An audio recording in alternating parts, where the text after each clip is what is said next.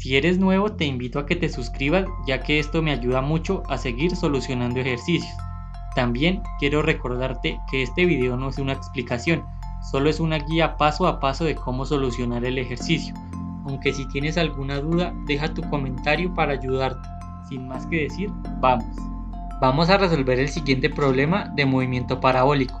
Un atleta lanza la bala a cierta distancia sobre el suelo plano con una velocidad de 12 metros sobre segundos, 51 grados sobre la horizontal. La bala golpea el suelo 2.08 segundos después. Ignore la resistencia del aire. A.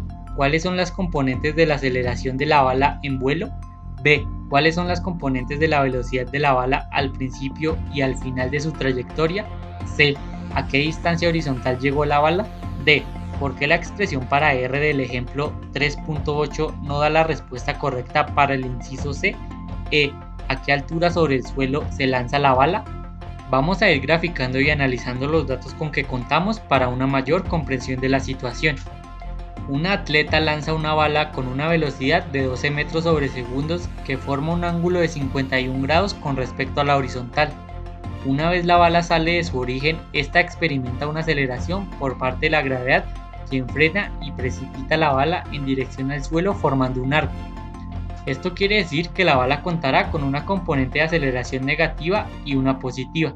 La aceleración de la gravedad será negativa en el primer trayecto del movimiento, pues frena el ascenso de la bala, y cuando alcance su altura máxima, la componente de la gravedad pasará a ser positiva, ya que acelera la bala en dirección al suelo.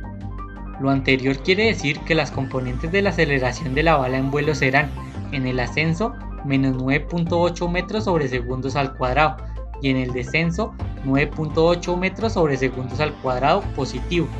Y como en el movimiento parabólico la velocidad en la componente horizontal siempre es constante, la componente de aceleración en ese eje será de 0. También nos piden determinar las componentes de la velocidad que tendrá la bala al principio y al final de su trayectoria. Para las componentes iniciales vamos a descomponer la velocidad que nos dan en un vector. La velocidad inicial de la componente vertical está dada por la velocidad multiplicada por el seno del ángulo. Únicamente reemplazamos con nuestros datos y solucionamos las operaciones.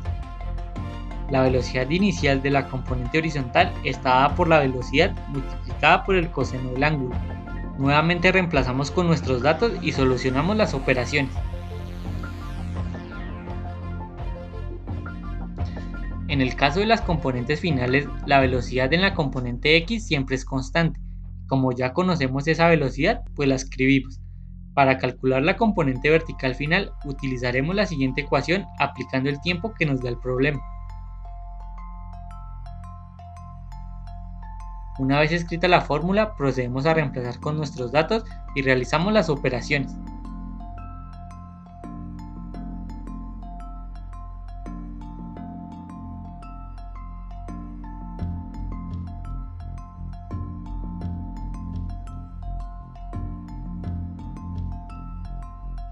Para encontrar qué tan lejos cae la bala, nuevamente recordemos que en el movimiento parabólico la velocidad en la componente horizontal, o sea en el eje X, siempre es constante, por lo que para hallar la distancia horizontal que recorre el proyectil solo necesitamos aplicar la siguiente fórmula.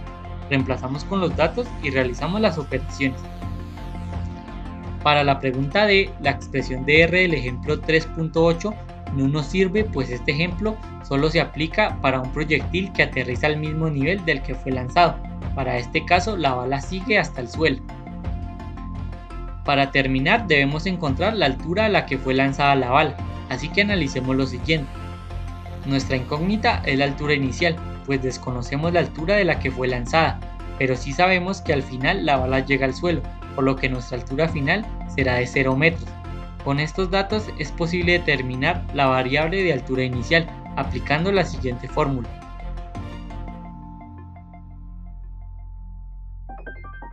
Ya con nuestra ecuación reemplazamos con los valores correspondientes, realizamos las operaciones planteadas y despejamos la altura.